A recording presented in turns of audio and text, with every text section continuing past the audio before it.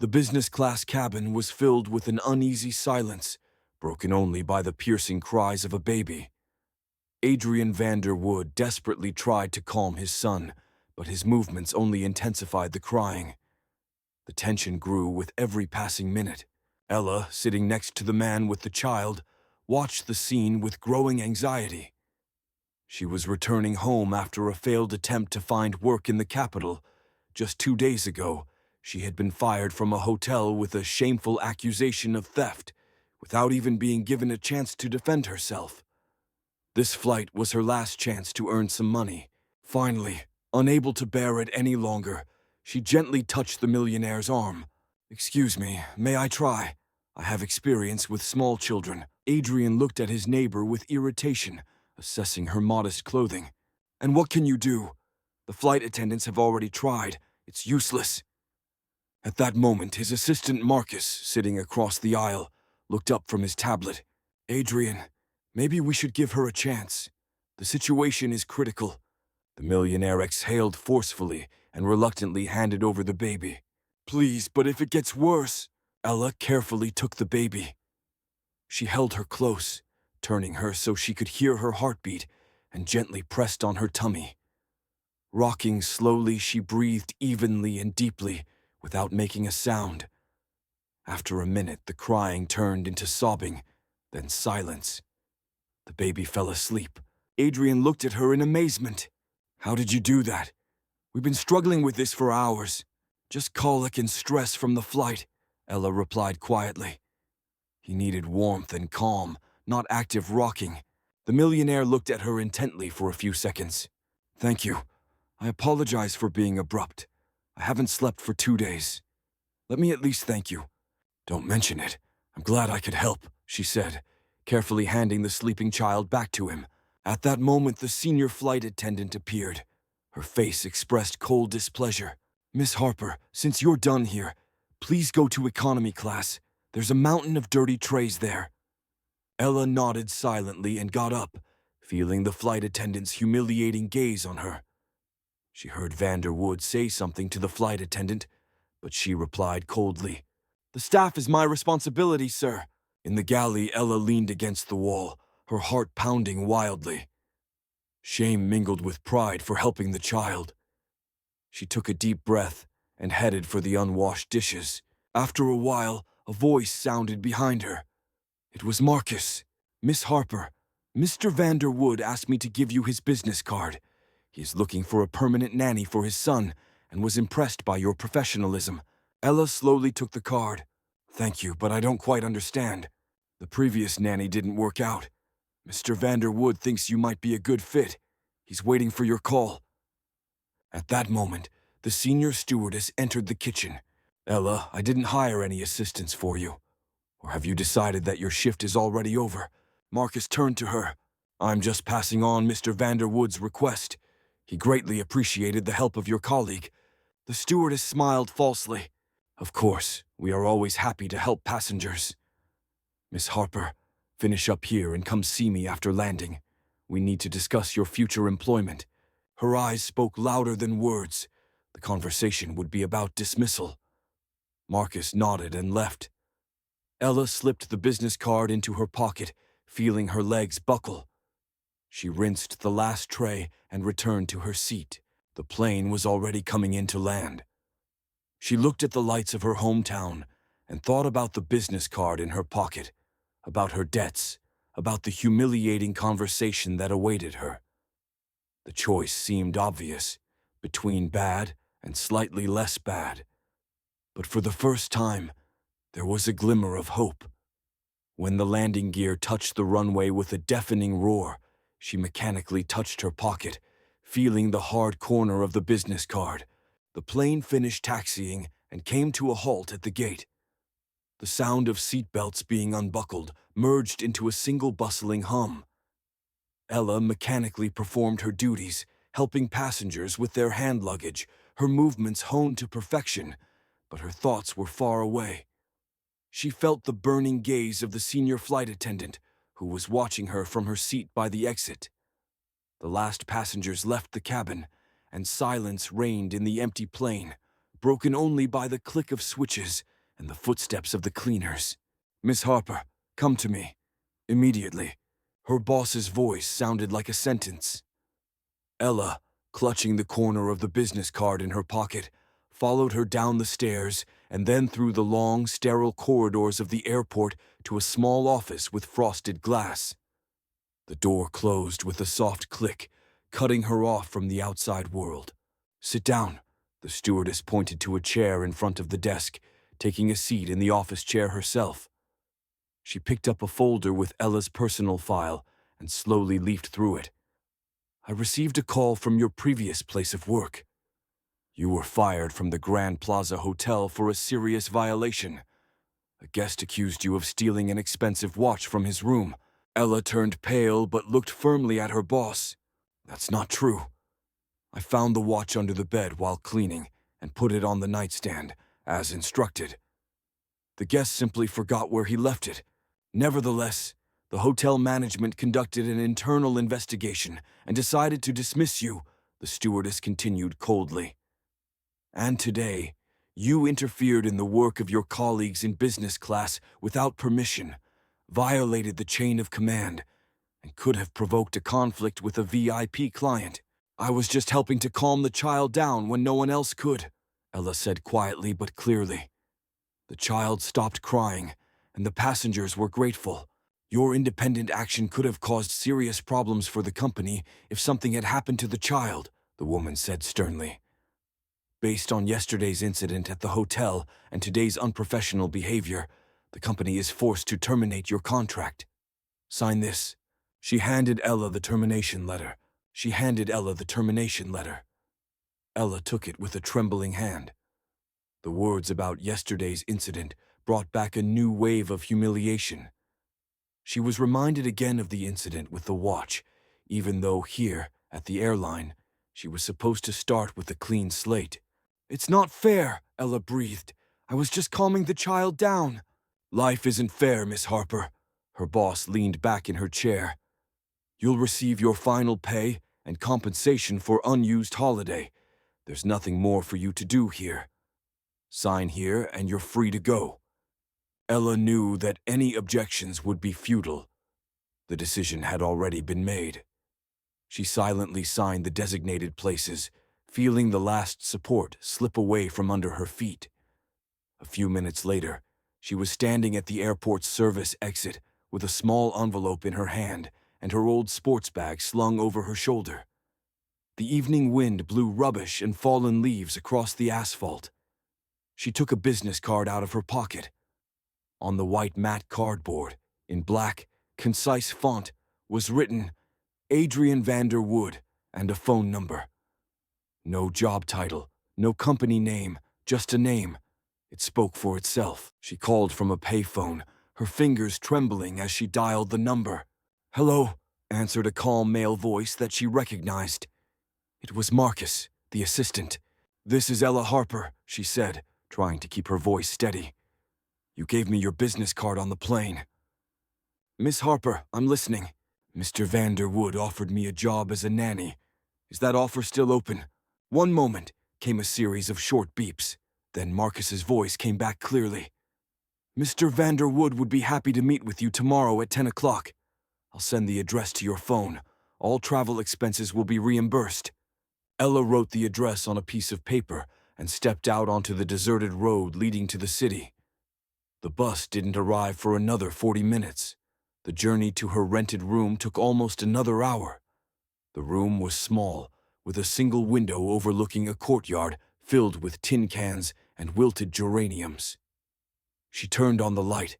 A dim bulb under the ceiling illuminated the meager furnishings: a narrow bed, an old chest of drawers, a chair. All her savings had gone on the ticket to the capital and back, and now she had lost her job too. Thoughts of her debts weighed heavily on her mind. She placed the business card on the chest of drawers next to a photograph of her mother and closed her eyes wearily. Tomorrow would be a new day and perhaps a new chance. The next morning, Ella, wearing her only decent dress, stood at the tall wrought iron gate of a mansion in a prestigious suburb. Through the video panel, she was told to go to the house. The door was opened by an elderly woman in a strict suit, the housekeeper. "Miss Harper, you are expected. Please come in." The interior was striking in its cold, almost sterile luxury. Everything was perfect, but completely lifeless, like a picture from a magazine. Adrian Vanderwood and Marcus were waiting for her in the spacious living room with panoramic windows.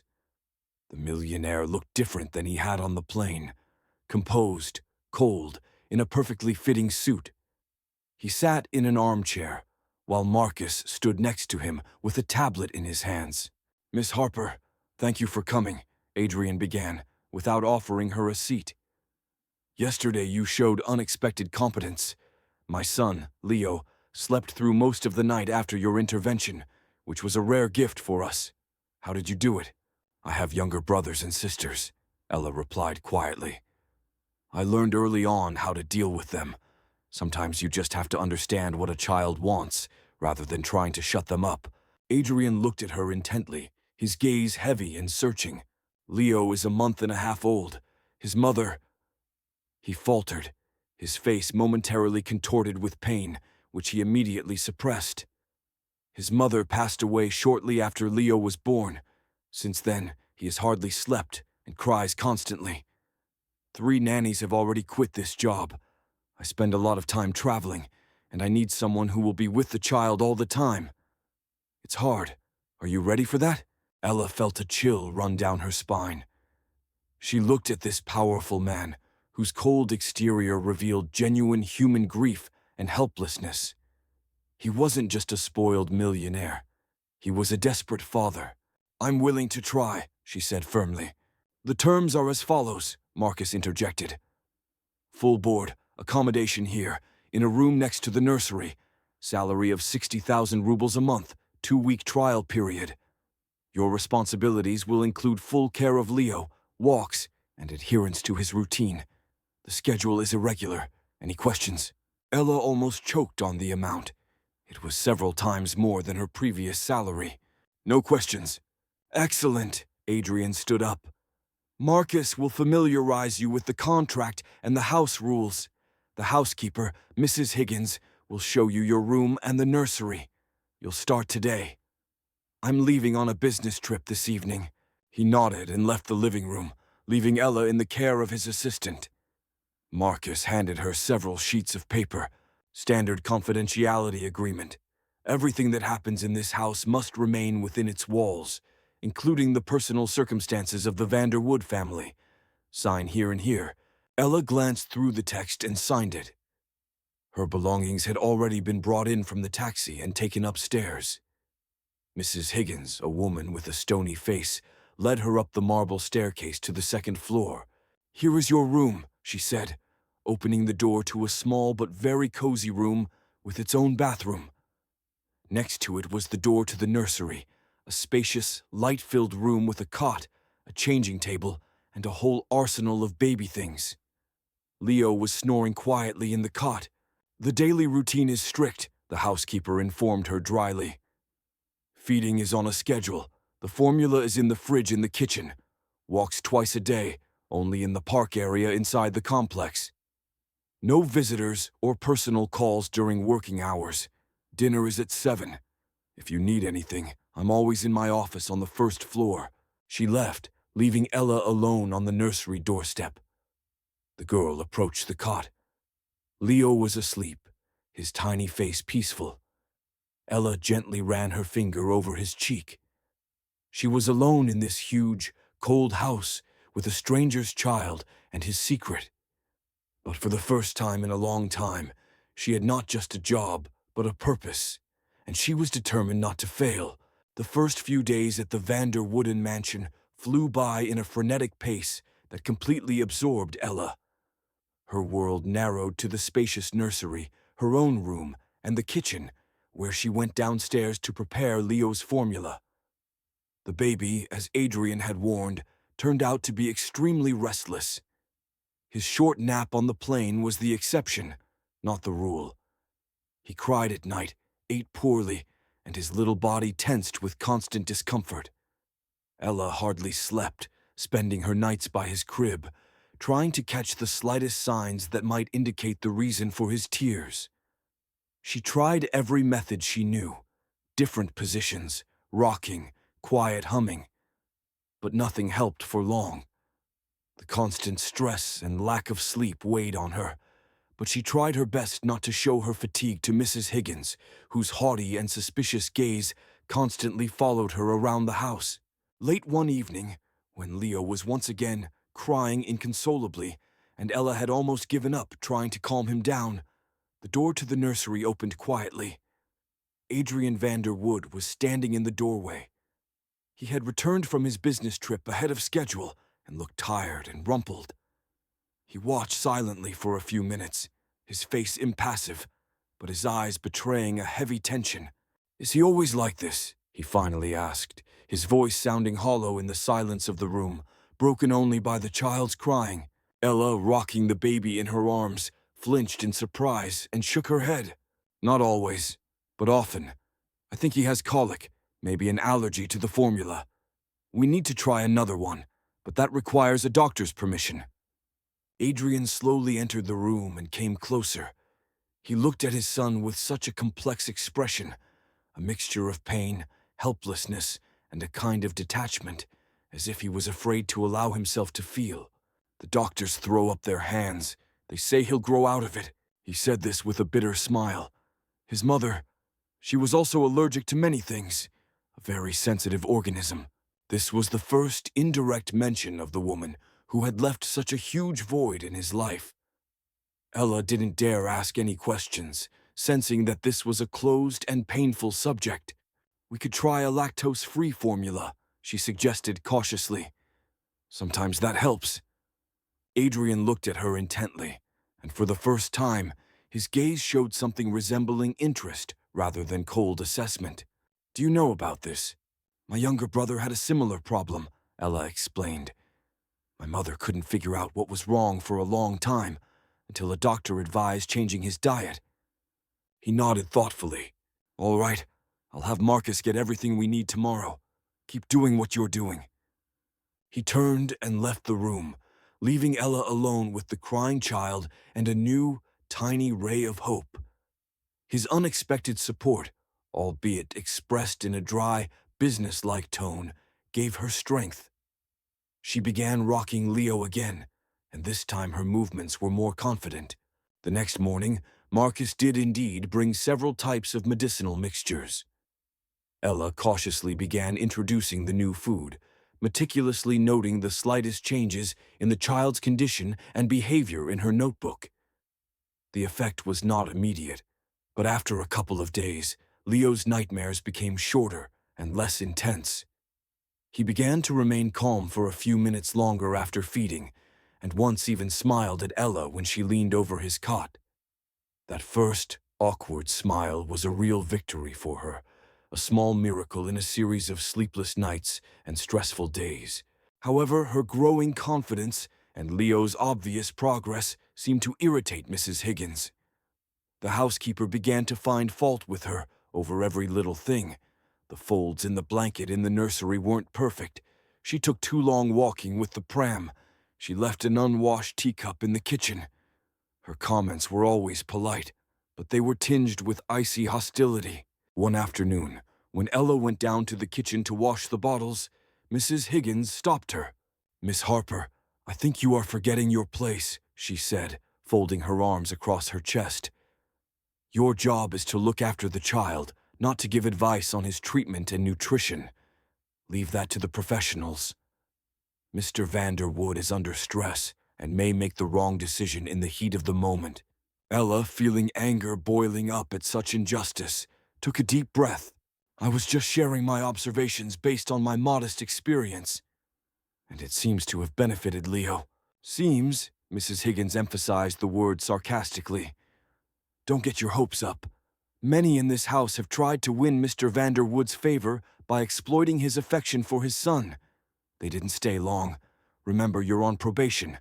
It was an open attack, and Ella understood it perfectly well. She nodded silently and continued washing the bottles, feeling the housekeeper's heavy gaze on her. She understood that Mrs. Higgins saw her as a threat to her unquestionable authority in the house and wanted to get rid of her before the end of her probationary period. That evening, as Ella was putting Leo to bed, Adrian came into the nursery again. He looked less tired and more pensive. He stood silently by the cot, watching his son snore in his sleep, the tension gone from his face. "Marcus told me that you're keeping a diary of Leo's condition," he said quietly so as not to wake the child. "Is that true?"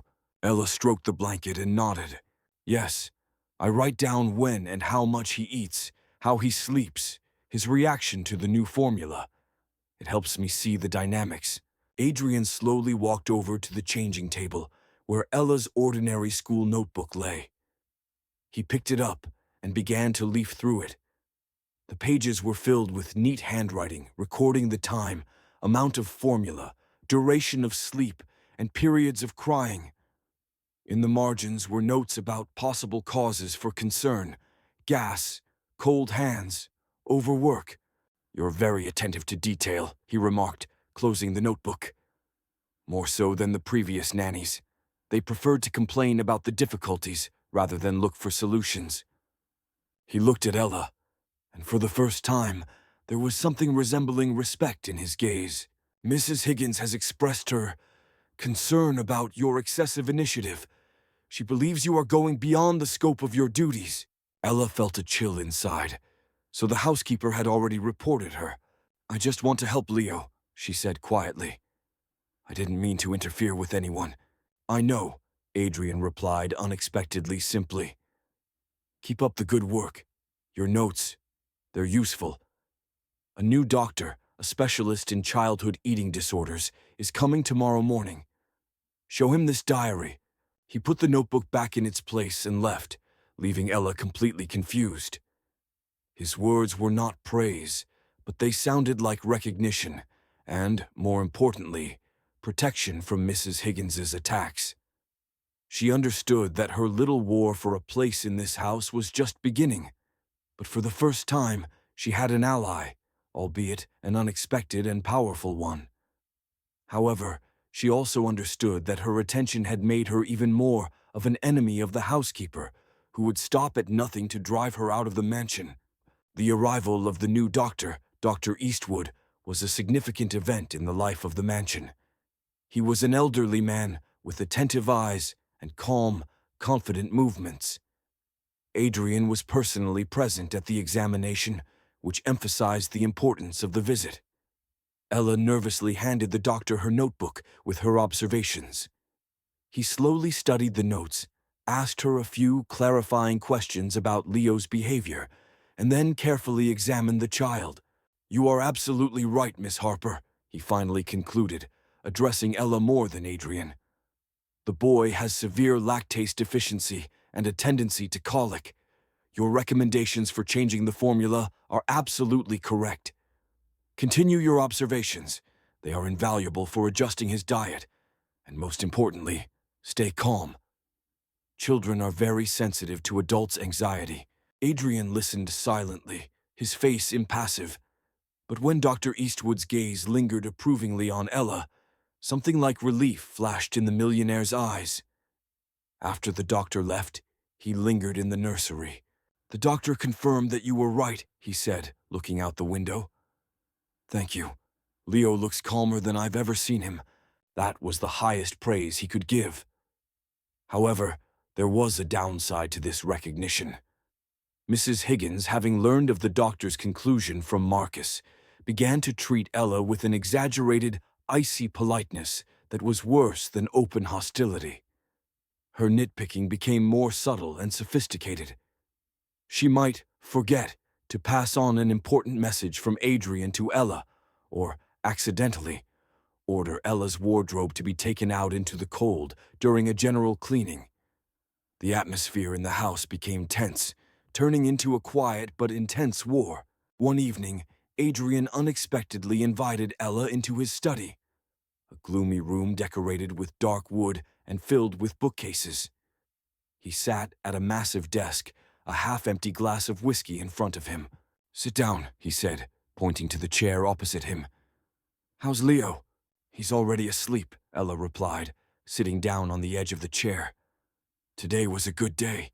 He hardly cried after his evening feed." Adrian nodded, his fingers slowly rotating the glass. "You asked about his mother. You didn't ask directly, but it was in the air." Ella froze, not knowing how to respond. "Her name was Isabel," he began quietly, his voice losing its usual firmness and sounding somewhat hoarse. "She was vibrant, full of life. We were expecting this child. She died of a sudden embolism 2 hours after giving birth. No one could do anything." He took a large sip of whiskey, as if trying to burn away the lump in his throat. "I was left alone with this child who cried constantly and reminded me of her. Every cry was a reproach. I couldn't look at him. I hired a nanny, went on business trips, tried to lose myself in work. I thought I wasn't capable of being a father, that there was simply nothing inside me. Nothing but emptiness." He fell silent, staring into the darkness outside the window. Ella sat, not daring to move, realizing that she was witnessing a rare moment of candor from this private man. "And then you appeared on the plane." He turned to her, his gaze heavy and direct. "Some girl from economy class who did what all the specialists I hired couldn't do. You just picked him up, and he fell silent. And then, for the first time in a long time, I was able to look at him without that pain." There was sorrow in his words, an undisguised truth that made Ella understand the depth of his loss and his painful journey to his son. He wasn't just a rich snob. He was a man broken by grief, trying to find some kind of support in life. Suddenly, the door to the office burst open. Mrs. Higgins stood in the doorway. Her face was pale with anger, and she clutched the familiar notebook with observations in her hand. "I apologize for interrupting, Mr. Vanderwood." Her voice trembled with barely contained fury. "But I feel it is my duty to show you something. While you trust this girl here, she is spying on you behind your back." She threw the notebook on the table in front of a stunned Adrian. "Not only is she writing down everything about the child, she's gathering information about you, your habits, your daily routine at home. I found this in her room when I was checking the cleaning. She was clearly sent by someone, maybe your competitors or some reporters." Ella jumped up from her chair, feeling the ground slip away from under her feet. "That's not true. It's just Leo's diary. There's nothing personal in it." "Be quiet," hissed the housekeeper, turning to Adrian. "See for yourself, sir. Pay attention to the last few pages." Adrian slowly took the notebook. His face became stony again, all previous emotions disappearing without a trace. He began to flip through the pages. And on the last one, filled in very recently, Ella suddenly remembered with horror that she had indeed made a few notes unrelated to Leo. She had written down the time Adrian returned from the office, noted that he had not had lunch at home, and even, without knowing why, had written, "MH, checked the wardrobe again. Looking for something." These were just fleeting observations, an attempt to organize the chaos of her new life. But now, taken out of context, they looked horribly compromising. Adrian looked up at her. There was no anger or disappointment in his eyes. There was only an icy emptiness, the very one he had just described. An emptiness he felt again under the pressure of betrayal. "Are these your notes, Miss Harper?" he asked in a completely impassive tone. "Yes, but—" she began, but he raised his hand sharply, stopping her. "No explanations are necessary. Mrs. Higgins, please show Miss Harper to her room. She will remain there until I have made my decision. Marcus will take all electronic devices. Do you have anything to say, Miss Harper?" Ella looked at him, knowing that any excuses would be useless now. He already believed the worst. He had seen the evidence. And his trust, so fragile and barely begun, had been trampled in an instant. "I just wanted to understand better what was going on around me, so I could take better care of Leo," she whispered, feeling treacherous tears welling up in her eyes. "Nothing more." Adrian said nothing. He simply turned away towards the window, ostentatiously breaking off all contact. Mrs. Higgins, with a triumphant expression on her face, took Ella by the elbow and led her firmly out of the study. The door closed behind them, and Ella realized that her career in this house, and perhaps all her hopes for the future, had just come crashing down. She was taken to her room. The door was locked, and she was left in complete silence, trapped by her own actions. The feeling of complete isolation and hopelessness was almost physical. Ella sat on the edge of the bed in her room, her fingers clinging to the edge of the mattress, trying to comprehend the full extent of the disaster. Outside the window, dusk was slowly descending, painting the room in shades of gray and blue that perfectly matched her inner state. Every sound behind the door, distant footsteps, muffled voices, made her flinch. She waited for the door to open, and for Marcus or one of the security guards to coldly tell her to pack her things and leave the mansion. Thoughts of what would happen next caused her to panic. Dismissal from the airline, the shameful label of a hotel thief, and now accusations of espionage. Who would even give her a job after this? She imagined her tiny room, her debts, the humiliating search for any kind of work, and she felt sick. After several hours that seemed like an eternity, the door finally opened. Standing in the doorway was not security or Marcus, but Mrs. Higgins. In her hands she held a modest tray with a plate of soup and a piece of bread. "Dinner," she said with icy calm, placing the tray on the dresser. "Mr. Vanderwood has ordered that you be provided with food until a decision is made. He is now studying your records in more detail." There was a note of malicious satisfaction in her voice. Ella didn't answer. She just looked at the housekeeper with a silent question. The woman held her gaze and turned towards the exit. "And don't try to contact anyone," she said as she left. "Your phone and laptop have been confiscated, and the line in this room has been disconnected. Security has been alerted at all exits." The door locked again. Ella mechanically approached the tray, but the sight of the food made her feel nauseous. She pushed the plate away and sank back onto the bed, wrapping her arms around her head. She needed to think, to find a way out, but her brain refused to work, producing only fragments of panicked thoughts. The only ray of light in this darkness was Leo. What would happen to him? Would he return to endless nighttime cries with a new nanny who would not bother to understand his problems? The thought caused her almost physical pain. Meanwhile, in his office, Adrian Vanderwood leafed through the ill-fated notebook again and again. The first wave of anger and betrayal gradually receded, giving way to cold analysis. He read not only the last few pages, but all the entries, from the very beginning. Before him unfolded a detailed, meticulous chronicle of the struggle for his son's peace of mind. He could see how the entries changed as Ella found the key to the child.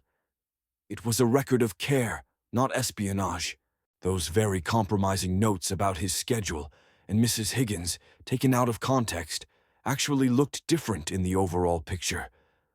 The phrase, "MH checked the wardrobe again, looking for something," came after a note that Ella had not found Leo's warm blanket in its usual place during her walk and had to return. She was not monitoring the housekeeper. She was trying to understand the logic of the household so that she would not disrupt anything and would always have what she needed for the child at hand. Adrian leaned back in his chair and closed his eyes. He remembered his own words to her just an hour ago. "You are very attentive to detail." It was this very attentiveness that led to her downfall. He also understood Mrs. Higgins' true motives perfectly well. Over the years, the housekeeper had built her own little empire in the house, where she was the absolute ruler in his absence. The arrival of Ella, a young, competent girl who was not afraid to speak her mind and in whom he had begun to take an interest, was a direct threat to her. And she struck first, skillfully using the weapon provided by the victim herself. Late at night, there was a sudden commotion in the house. Ella, who had been dozing fitfully, heard hurried footsteps in the corridor and muffled, excited voices. Then she heard a sound, one she had learned to recognize among 1,000, the quiet but heart-wrenching cry of Leo. Her heart sank. The child was not crying as usual. His cry was filled with pain and fear. She ran to the door and pressed her ear against the wood, but she could not make out the words. The sound of footsteps faded, and the crying moved away towards the main staircase. Without hesitation, Ella began pounding on the door with all her might. "Hey, open up! What's going on with Leo? What happened to the child?" A minute later, the door flew open. One of the guards stood in the doorway, his face tense. "Calm down, miss. The child is fine." "But he's crying. I heard him." "He's not crying like he usually does," Ella insisted, trying to peek over his shoulder into the corridor. "Where's Mr. Vanderwood? He needs a doctor." At that moment, Marcus's voice came from behind the guard. He looked pale and serious. Leo suddenly developed a high fever and started feeling very ill. "Mr. Vanderwood has already called an ambulance and his personal doctor. The situation is under control. Go back to your room. Convulsions." The word hit Ella like a blow to the head. She knew it was dangerous for babies. "No, you don't understand," she almost shouted, desperately grabbing Marcus by the sleeve. "In his diary, the penultimate page, I wrote down that he had loose stools during the day and was lethargic after his afternoon nap. I wanted to tell Dr. Eastwood about it at our next appointment. It could be a warning sign. Tell them to look at his diary." Marcus froze for a moment, his gaze intense. He quickly realized something, nodded sharply, and ran back down the corridor to the stairs. The guard, not understanding what had happened, closed the door in Ella's face again, but this time she didn't resist. She leaned her back against the door, her heart pounding wildly in her chest. She had done everything she could. Now it all depended on whether Adrian Vanderwood would believe her a second time that evening, and whether the doctors would make it in time. She was trapped again, but this time a child's life could depend on her actions. Time passed unnaturally slowly in the locked room, stretching into an agonizing torture of waiting. Ella listened to every sound coming from deep inside the house, trying to guess what was happening to Leo from the fragments of voices and footsteps. About an hour passed before she finally heard confident footsteps outside, and the door opened without warning. Adrian Vanderwood stood in the doorway.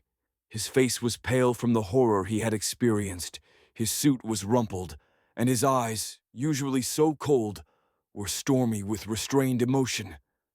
He entered the room and closed the door behind him, leaving him alone with Ella. "The doctors say Leo has developed an acute intestinal infection." His voice was low and hoarse. "His temperature has risen to a critical level, hence the convulsions. They're already putting him on a drip. Your note about yesterday's stool was a key clue to the diagnosis. They acted quickly." He paused, breathing heavily, as if only now allowing himself to exhale. "You saved his life. If it weren't for that note, they might have gone down the wrong path, attributing everything to neurology or the effects of colic. They would have lost precious time." Ella was silent, unable to find the words. Relief mixed with the remnants of adrenaline washed over her, making her legs buckle. "Marcus will bring your notebook," Adrian continued, his gaze falling on the crumpled blanket on the bed. "And your things. Mrs. Higgins has been dismissed. She is already leaving the mansion. Her things are being packed up right now." He said it without emotion, as a statement of fact, but behind those words lay a silent sentence and the complete destruction of the career of a woman who had worked for his family for decades. "I wasn't spying on you, Mr. Vanderwood," Ella said quietly but clearly, finally finding her voice. "I was just trying to organize everything that was going on around me, to do my job better, to understand the rhythm of this house and your son's needs." "I know." He slowly raised his eyes to hers, and in them she saw a heavy, painful understanding. "I saw it when I reread everything from the beginning. I saw the care, and then I saw my own fear. The fear of trusting someone again and being betrayed again. And that fear made me see things that weren't there. I allowed myself to be manipulated, and it nearly cost my child his life. It was a pure, naked confession that had cost him enormous effort. He, Adrian Vanderwood, a man accustomed to controlling everything and everyone, was admitting his mistake and his vulnerability. At that moment, there was a knock at the door. Marcus entered with Ella's notebook in his hands and her modest bag. He silently handed the items to Ella and looked questioningly at Adrian. "Arrange for Mrs. Higgins to leave the premises within an hour," Adrian said quietly, but without leaving room for objection. "Give her all the payments she is entitled to, and terminate her contract with the wording, 'for actions that jeopardize the well-being of the family.' Then come back to me."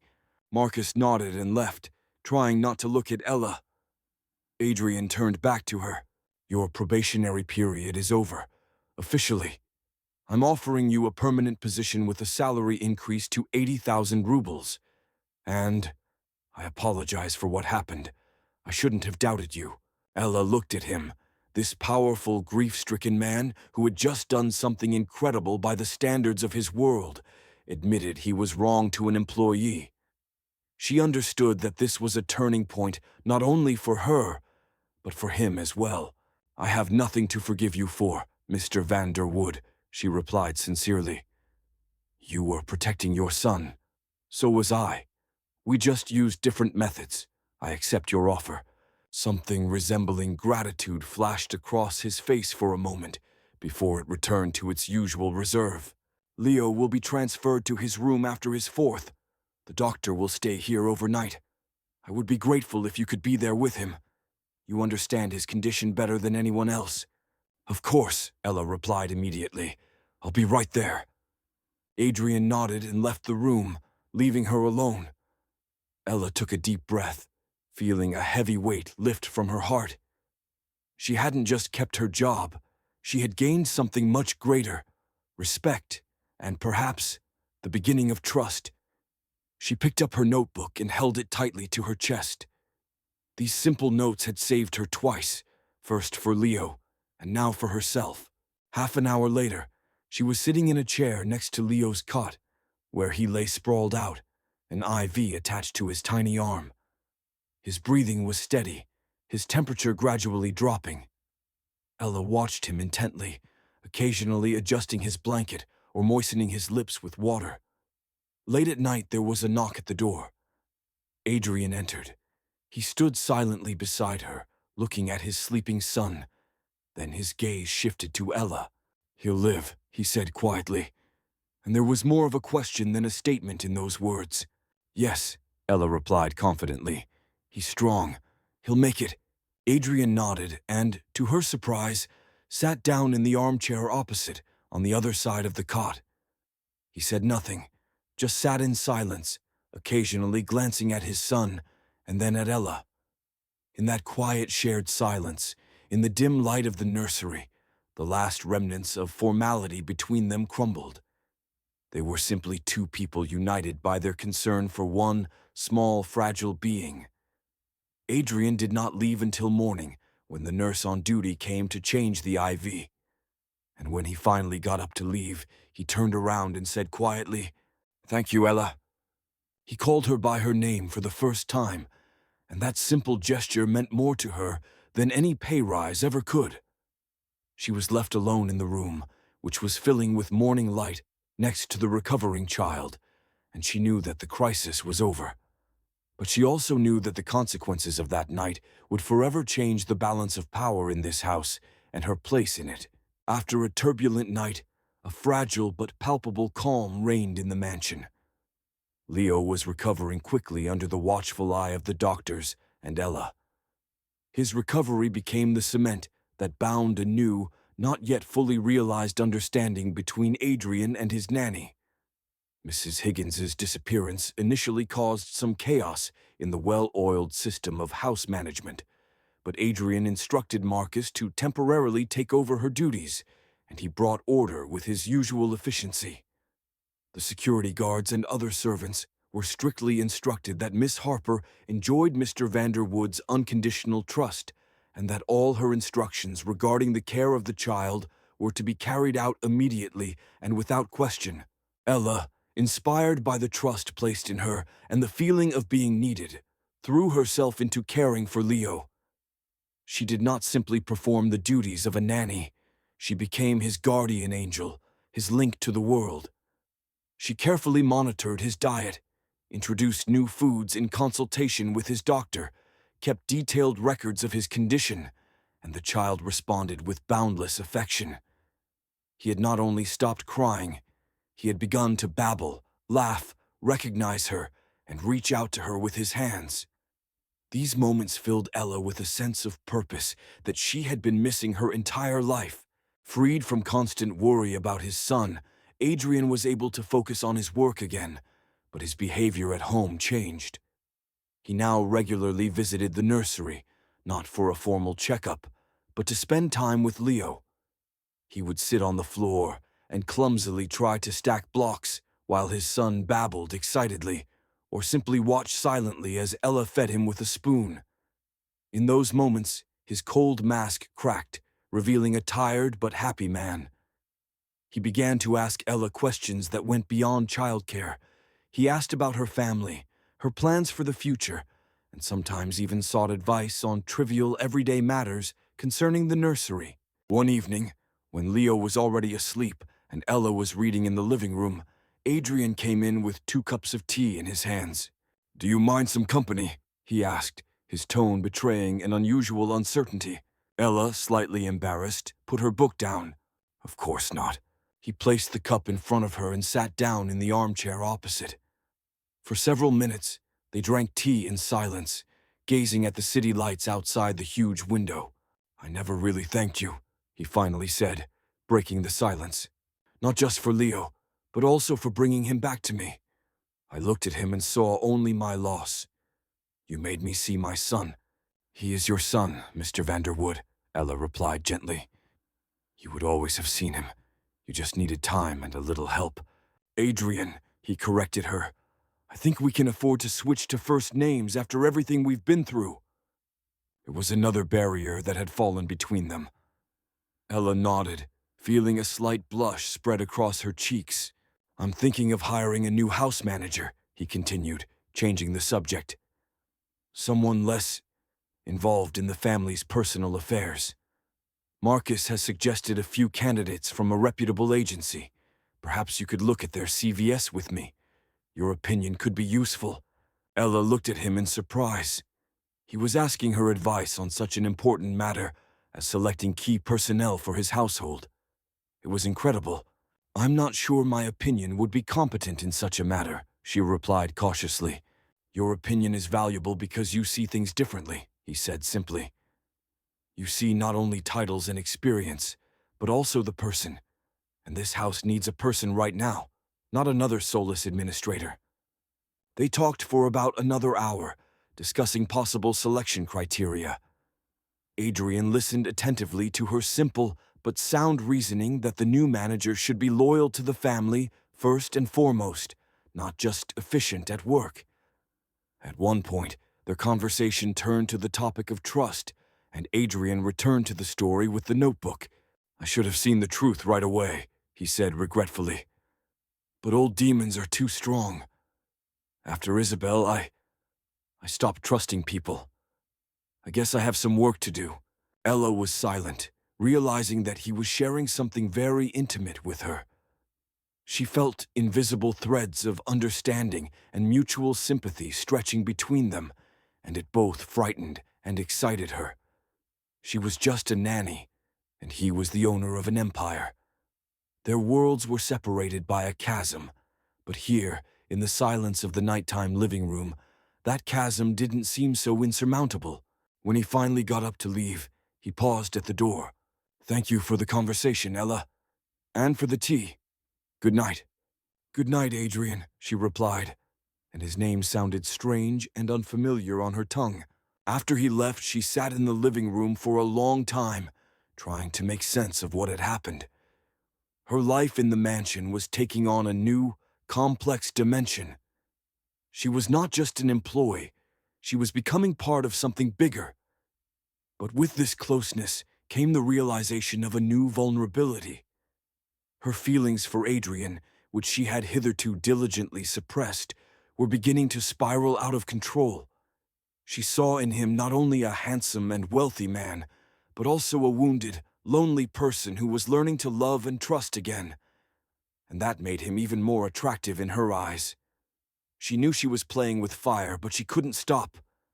Her inner transformation, which had begun on the plane, was entering a new, completely unpredictable phase. The next morning, the atmosphere in the mansion had changed noticeably. The news of Mrs. Higgins's dismissal and Ella's new status spread like wildfire among the servants. Ella was now treated with marked respect, even with some apprehension, but this respect was tinged with aloofness. She was no longer just one of the servants. She had become a figure close to the master, and this erected an invisible barrier between her and the other inhabitants of the house. Ella felt this change in every glance, in every formally polite phrase, and it made her cringe inside. She didn't want to take the housekeeper's place.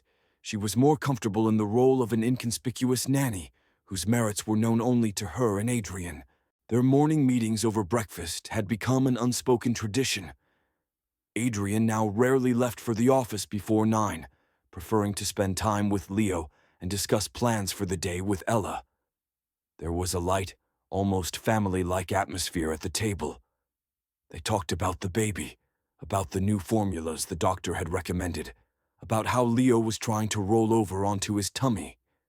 Adrian listened to her with genuine interest, and more often a warm sparkle appeared in his eyes, which Ella was afraid to misinterpret.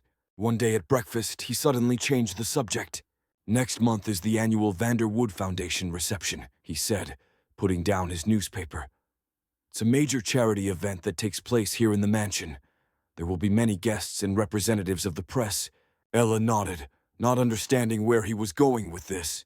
"Leo will, of course, be supervised in his quarters, but—" He paused, which was unusual for him, and looked directly at her. "I would like you to attend the reception. As a guest." Ella nearly dropped her spoon in surprise. "Me? But I'm just a nanny, and I don't have the right clothes for such an event." "You're not just a nanny," he corrected her, his voice steely. "You're someone I trust with my son's well-being, and whose opinion I value. As for clothes, Marcus will arrange everything. Consider it part of your duties. I'll feel more at ease if you're there." His last sentence sounded almost like a confession. Ella realized that this was not just an invitation.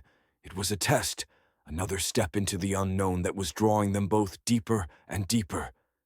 She couldn't refuse. "All right," she agreed, feeling her heart beat faster. "I'll be there." Preparing for the reception became a whirlwind of activity for Ella. A stylist and a buyer sent by Marcus came to her room with an arsenal of magazines, fabric samples, and cosmetics. They took her measurements, asked her about her preferences, and selected styles and colors. Ella, accustomed to modest shops and discounts, felt out of place amid all this glitz. She had to choose an evening gown, and it seemed to her that too much depended on this choice. In the evening, while looking through catalogs, she couldn't resist asking Adrian for advice when she caught him in the library. "I don't know what to choose," she admitted, showing him several options. "Everything seems too provocative." He looked closely at the sketches, then at her. "Choose something you feel confident in. Blue suits you, like your eyes." His remark, made in a calm, businesslike tone, made her blood rush to her face. He had noticed the color of her eyes. That simple fact turned her whole inner world upside down. Finally, the day of the reception arrived. The mansion was transformed beyond recognition. Flower arrangements were placed everywhere. The halls were lit by hundreds of candles, and the tables were laden with exquisite dishes. The guests began to arrive. Beautiful, well-groomed, jewel-encrusted people from the highest echelons of society. Ella stood at the top of the stairs in her new azure dress, watching the scene with horror. She felt completely out of place in this world of luxury and convention. Suddenly, Adrian appeared beside her. He was wearing a perfect tuxedo and looked incredibly impressive. "You look beautiful," he said, offering her his arm. "Don't be afraid. Come with me." His touch and confident tone gave her strength. She took his arm, and they descended the main staircase into the center of attention. Whispers and curious glances followed them. Who was this girl on Adrian Vanderwood's arm? A new love interest? No one could believe she was just a nanny. The evening turned into a real ordeal for Ella. Adrian never left her side, introducing her to his guests as Miss Harper, my son's indispensable nanny. Some accepted this explanation with a polite smile, while others looked at her with undisguised curiosity and skepticism. Ella tried her best to make small talk, but she felt like a fish out of water. In the middle of the evening, a tall, elegant woman in a black dress approached them. It was Victoria Langham, a longtime friend of the Vanderwoods family, and, as Marcus whispered to Ella, Adrian's former fiancée before he met Isabel. "Adrian, dear," she said in a voice as sweet as syrup, kissing him on the cheek. "As always, you've organized everything beautifully. And who is this? Leo's new governess?" Her gaze, which slid over Ella, was both appraising and disparaging. "Miss Harper," Adrian introduced her clearly, a steely note in his voice. "Yes, Miss Harper takes care of Leo." "How lovely," Victoria smiled, but her eyes remained cold. "I hope you're more selective with your staff than your father was. Remember, he had that maid who later caused such a scandal in the press." An awkward pause ensued. Ella felt a chill run down her spine. Adrian frowned. "Ella is not a maid, Victoria, and her competence is beyond question. If you'll excuse us." He took Ella by the arm and led her away, leaving Victoria with a frozen smile on her lips. "Don't pay any attention to her," he said quietly to Ella when they had moved away. "She's always been venomous." "She's right," Ella replied just as quietly, looking at the glass in her hand. "I don't belong here. Everyone looks at me and sees only a maid trying to rise above her station." Adrian stopped and turned her to face him. His expression was serious. "They see a woman who deserves respect, and if anyone thinks otherwise, that's their problem, not yours. Remember that." There was a real fire in his eyes, a mixture of anger for her and unshakable confidence. At that moment, Ella realized that her feelings for him had already crossed the point of no return. She was in love with him, and this realization was both wonderful and terrifying, because she understood that this path led to inevitable pain. Their worlds were too different, and the ghost of Isabel and the prejudices of his circle stood between them like an insurmountable wall. The final chapter. The reception ended well after midnight. The last guests, exchanging meaningful glances and whispers, left the mansion, leaving behind a silence filled with the scent of wilting flowers and the muffled hum of dishes being cleared away. Ella, feeling incredibly tired all over, went up to her room. Her elegant azure dress, which a few hours ago had seemed like a fairy tale outfit, now felt like a heavy and uncomfortable masquerade costume. Every word Victoria Langham had said, every appraising glance from the guests, burned inside her, reminding her of the insurmountable gulf separating the two worlds. She was about to take off her dress when there was a knock at the door. Her heart pounded wildly. She knew who it was. "Come in," she said quietly. Adrian entered the room. He had taken off his tuxedo and was left in a white shirt with an unbuttoned collar, which made him look vulnerable and tired. He closed the door and leaned against it, looking at Ella. His eyes no longer held their usual cold reserve. They were a storm of relief, anger, exhaustion, and something else Ella was afraid to identify. "Tonight was a mistake," he began hoarsely. "I shouldn't have put you through this. Those looks, those words. I could see how hard it was for you." "I handled it," Ella replied, trying to keep her voice steady. "You were right. Their opinions shouldn't matter." "But they do." He pushed away from the door and paced the room. Because this is my world, a world of conventions, prejudices, and the eternal pursuit of status. A world I hate but can't escape, and I tried to drag you into it. He stopped in front of her and looked her straight in the eye. And then that idiot Victoria with her hints. I realized I couldn't take it anymore. I can't let them talk about you like that. Because you've become the most important part of my life. You and Leo. The air in the room stopped moving. Ella froze, afraid to move, afraid to scare the moment away. I tried to fight it, he continued, his voice softening. I told myself it was gratitude, that it was affection because of Leo. But that's not it. When I saw you tonight in that dress, I realized I don't want you to be just my son's nanny. I want you to be with me always, not as a servant, as an equal, as my wife. He said the word and it hung in the air, as fragile and improbable as the crystal chandelier in the living room. Ella looked at him, unable to speak. Tears welled up in her eyes, but they were not tears of pain, but of an overwhelming feeling that mixed love, fear, and hope. Adrian, she finally breathed. You know it's impossible. Your circle will never accept me. To them, I'll always be the former maid, the nanny who rose above her station. It will ruin your reputation, your business. Let them, his voice sounded with unexpected passion. Let them say what they want. I've spent half my life trying to live up to other people's expectations. First my father's, then society's. I lost Isabel and almost lost my son trying to play by other people's rules. I'm not going to lose you. I love you, Ella. He fell silent, as if struck by his own words. He had said it out loud. The confession he had avoided for so long had been uttered. Ella could no longer hold back. Tears streamed down her cheeks, but a smile played on her lips. And I thought it was just my madness, she whispered. I thought I was alone. He came over and took her face in his hands, wiping her tears away with his thumbs. It's our shared madness, and I don't want to be sensible. I want to be happy. With you and our son. He kissed her. It was not a hasty kiss, but a slow, deep kiss that contained everything. The longing that had built up over months, relief, and the promise of a new beginning.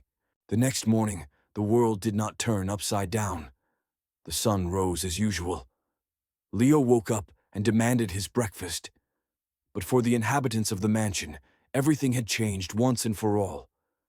At breakfast, Adrian and Ella sat next to each other, their hands clasped under the table. They didn't say anything loud or make any grand plans. They just looked at each other and understood that the road ahead would not be easy, but they were ready to walk it together. A week later, Adrian called an emergency meeting of his company's board of directors. He appeared before the surprised shareholders without a tie, with Ella by his side, and announced his engagement to his son's nanny. He did not ask for approval. He announced his decision. The scandal was huge. The press relished the Cinderella and the billionaire story. Some business partners turned away, and Victoria Langham gave several scathing interviews. But Adrian was unshakable. He sold some of his assets, resigned from several boards of directors, and established a new, more intimate family foundation, headed by Ella.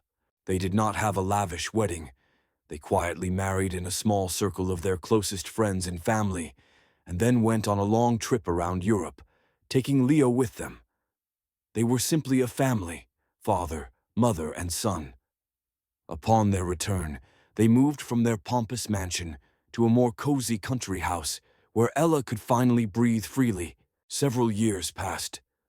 Leo grew up and went to school.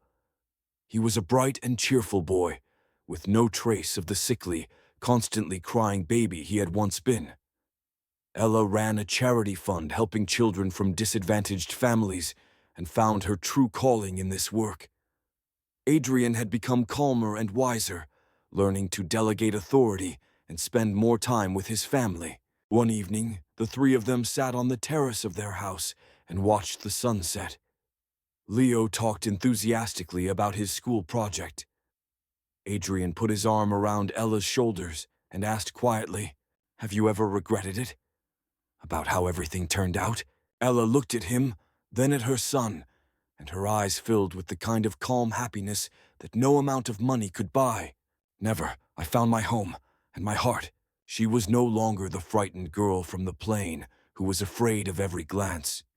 She had gone through humiliation, mistrust, slander, and fear to find herself. Her inner transformation was complete.